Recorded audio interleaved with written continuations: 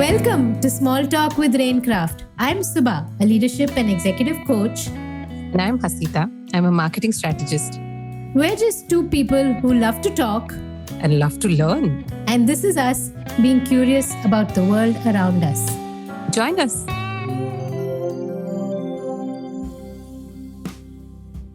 It's really been a good week. From Zoom to the room. What I mean is I finally got to do an in-person workshop with a bunch of youngsters in a nice, well-funded startup office, all the bells and whistles. And the energy in the room was it was exciting. It was so palpable. Everyone was so happy to be back. Yes, masks were very much off because everyone felt like it was a safe group. I'm sure all the pre-checks have been done. And so while I personally did very little of Zoom workshops, I know it's been tiresome for both sides. We all like to think that, hey, we adapted well and it still continued to be effective, which it did. But once back in the room, I realized how important physical interactions are to most of us. And just the benefit of being able to see someone in such a wholesome way. There were more jokes. We were sharing little tidbits about our lives. It was easier for me to catch moods and body language shifts. So it's really been fun. The one thing that it has done very easily and quickly is just thrown my life scheduling out of gear. It takes time to get from one place to another. And it's not as efficient as just logging off Zoom and logging on to Google Meet. So there is a challenge here, folks. True, Subha. And honestly, we can hear the energy in your voice. Congratulations on getting back into the room and away from Zoom. I think you had chosen not to do too many Zoom workshops in a way. So glad that you're back on the schedule. But I do know what you mean about the routine being thrown off so badly. Because just the recording of podcasts, sometimes we are saying that if it doesn't happen today, then God knows when it might happen again. So yeah, I'm just wondering though, now that this is true for all of us and we all have Zoom meetings and in-person meetings, Slack communities, Trello notifications, and then of course there's the much dreaded WhatsApp.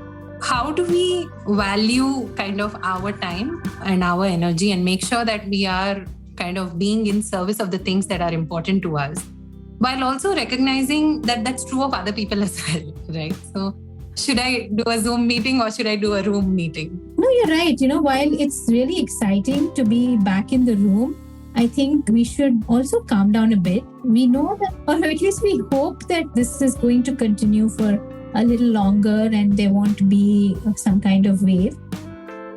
But mindful that there are so many ways that we have found to just stay in touch with each other and share work and collaborate, that everything doesn't have to just so quickly go back to the way it was. All these channels do exist. Some have been proven to be more efficient than others. So drop that Trello comment and just please leave it at that Trello comment, right? You don't have to follow it up with an email and a WhatsApp saying I've left a Trello comment. This reminds me of an episode we did in season 2 about boundaries, and how to train people just to kind of respect the Trello boundary, the WhatsApp boundary, and the many different things. But also I'm just wondering, because what we are essentially saying is that if you can communicate a piece of information in a way that's efficient, then just do that. And there's not necessarily a need to kind of have a meeting, whether it's virtual or in person, for everything that needs to be said and done. But that also kind of makes me wonder if the scope of communication in a way, does that extend to the message alone? Or is communication also about people in a way?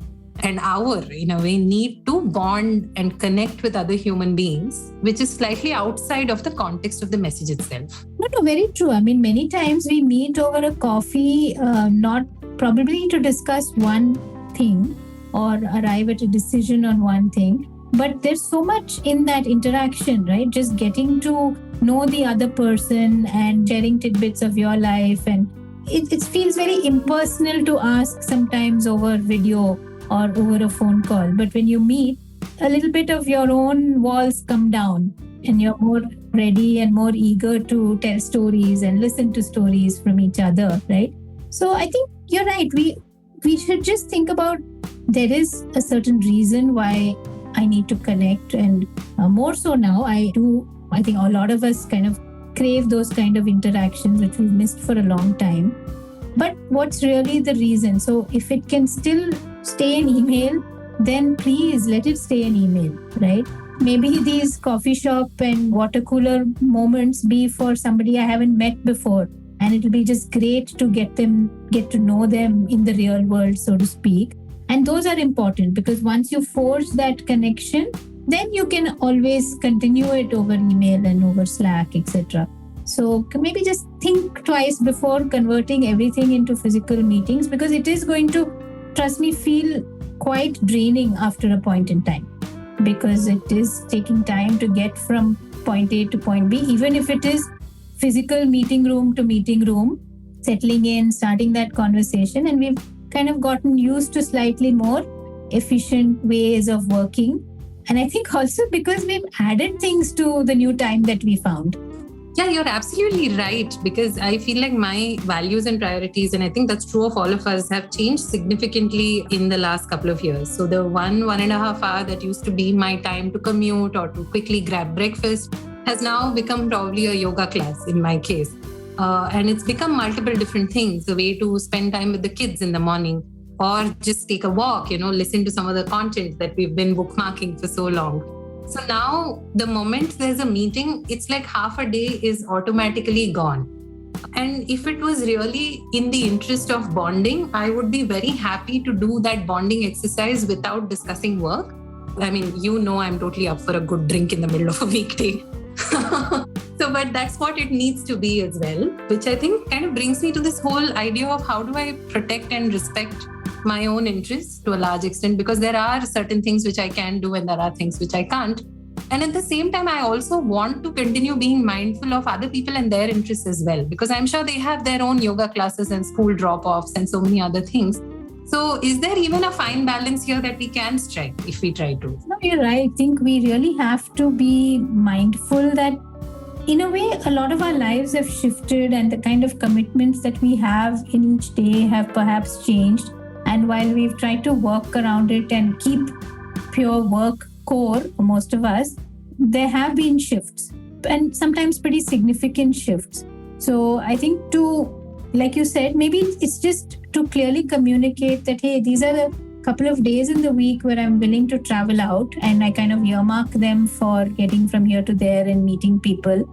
And also being upfront and saying that, hey, a Zoom call works better for me.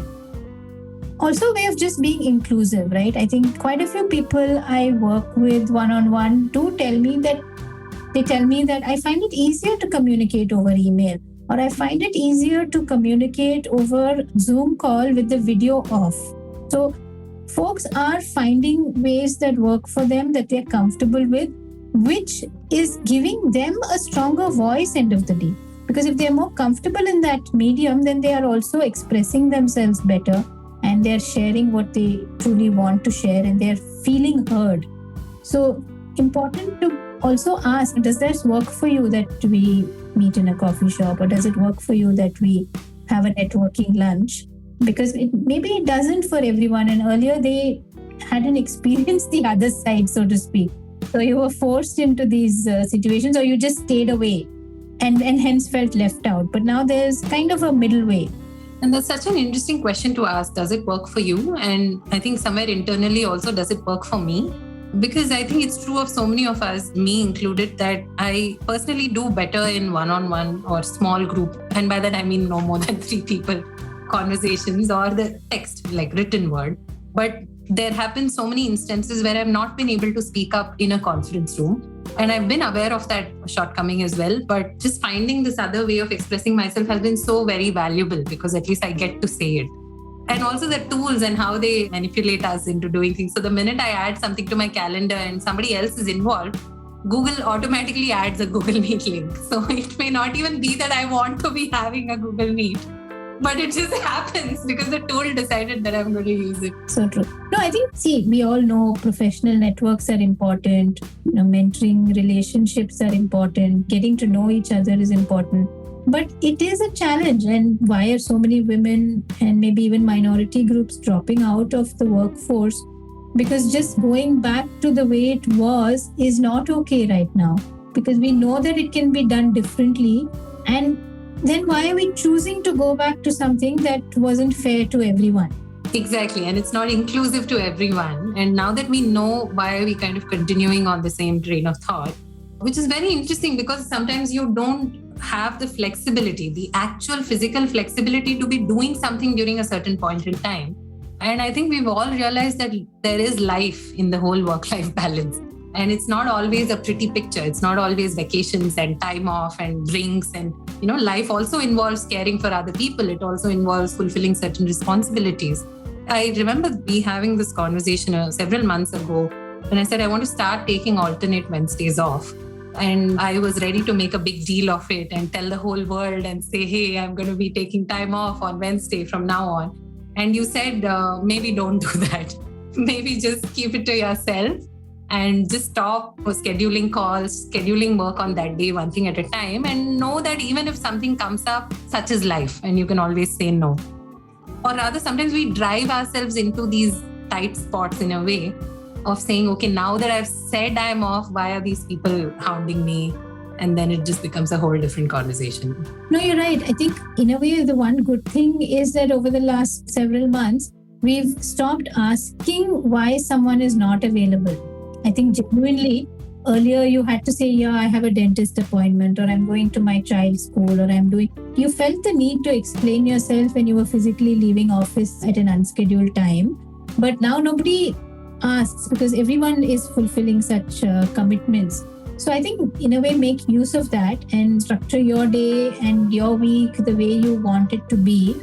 And just communicate, okay, I am available or I'm not available. For those of us who work in organizational groups and in corporate roles, I think really have to now be mindful of the fact that everyone's reality has changed a little bit, and everyone's also become aware that it can be done differently, right? So I just really hope that we don't go back to this culture of youngsters who have the time sitting late at work and forming their own little groups, and hence other groups feeling left out.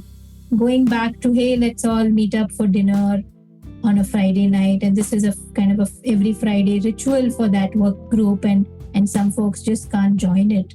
And creating these groups again and not being mindful of each other's realities, that would be a shame that again folks are being left out. And it's quite interesting you talk about youngsters, because I feel like the younger generation that's joining the workforce today is so much more clearer on some of these priorities. I think by virtue of being a digitally native generation, they're already so distracted by the 5 or 6 things that they have to address, right? In a way, their world doesn't only exist in the physical realm, it's that much more in the virtual realm as well. And we had an experience just this morning where one of the developers on a project that we're working on, he asked us yesterday if 10:30 works, and none of us responded because it was beyond work hours. And then I woke up in the morning and I said 10:30 does work.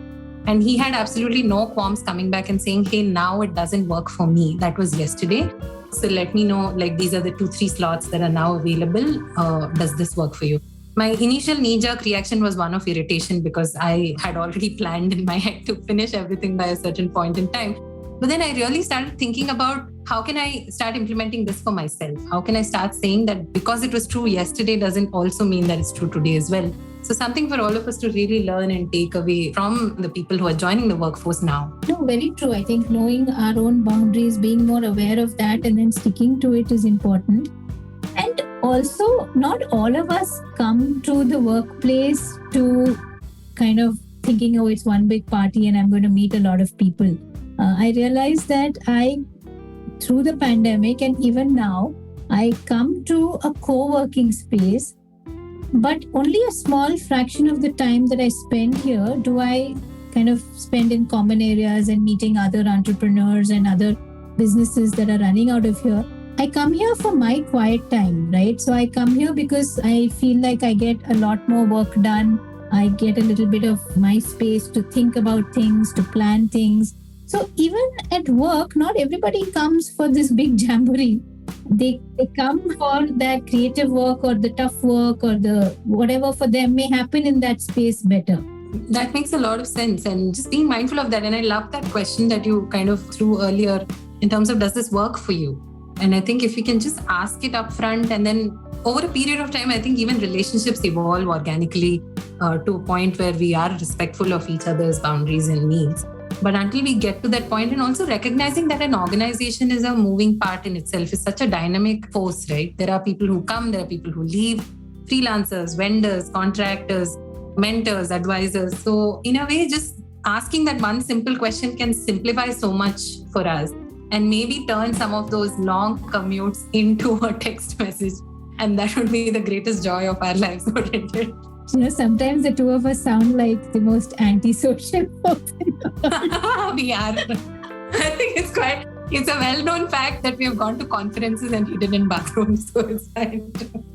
Yeah, no, I think it's all about purpose, right? If I know why I'm there and I genuinely want to be there, then it's a very different behavior pattern that emerges. But when you're forced to be somewhere, then it's a drain. And I think none of us need that now. I think we really welcome this kind of break or relief from a lot of restrictions.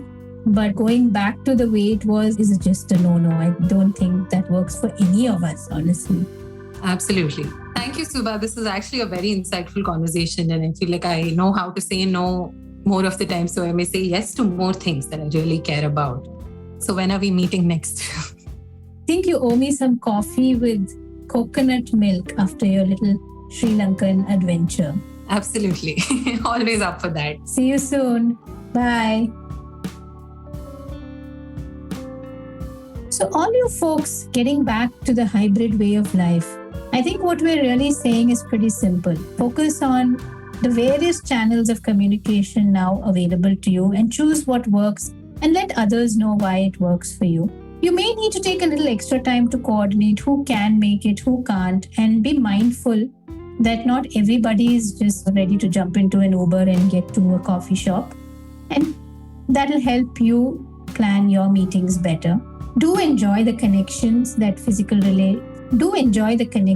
meeting people brings, but don't let that be the only way you meet people, perhaps, because then you might be leaving out a bunch who just can't make it and who need to stay in their hometown or who need to just stay at home at times when work is happening.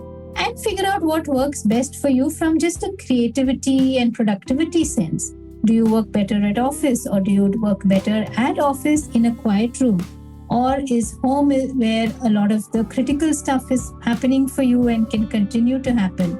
Just think about it and kind of maybe just structure your work around that so that your time is used well. Hope this is helpful and hope we are entering a long phase of hybrid and back to work and everything in the way that works well for each of us. Catch you next time.